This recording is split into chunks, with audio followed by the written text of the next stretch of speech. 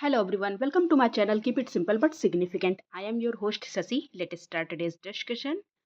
According to Official Language Act 1963, which language should be used for purpose of communication between the union and the non-हिंदी state?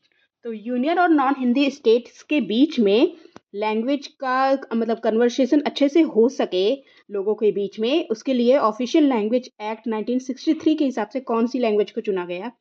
तो ये language है आपकी English. Answer is B. Okay, next question.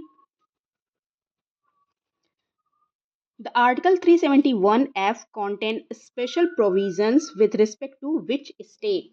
किस state के लिए article 371F को लाया गया है? तो ये स्टेट है आपका Sikkim. Answer is a.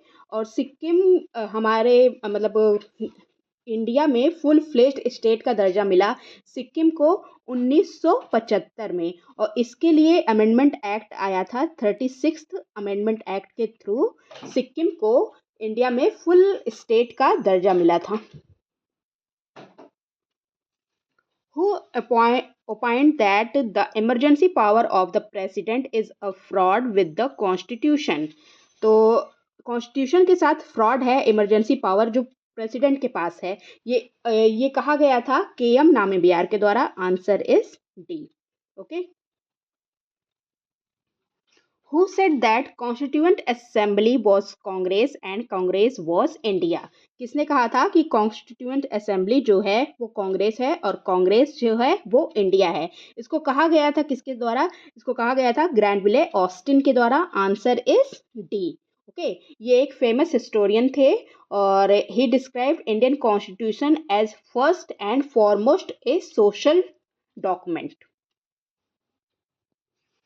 Which one of the following is not a constitutional body? इनमें से जो कौन सी है जो कॉन्स्टिट्यूशनल बॉडी नहीं है? तो देखिए, इलेक्शन कमीशन कॉन्स्टिट्यूशन है, कॉन्स्टिट्यूशन बॉडी है.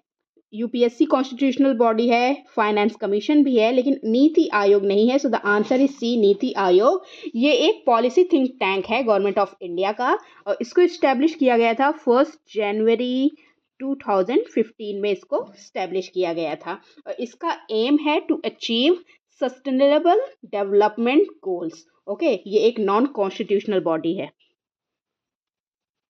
If an ordinary bill originated and passed in state legislative council of a bicameral state in India and the state legislative assembly rejects the bill, then which among the following would follow?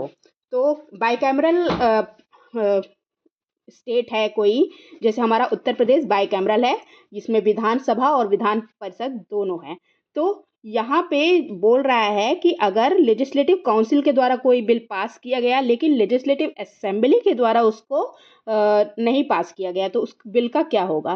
तो वो bill क्या होगा? The bill will get lapsed. Answer is D. Okay, lapse हो जाएगा वो bill.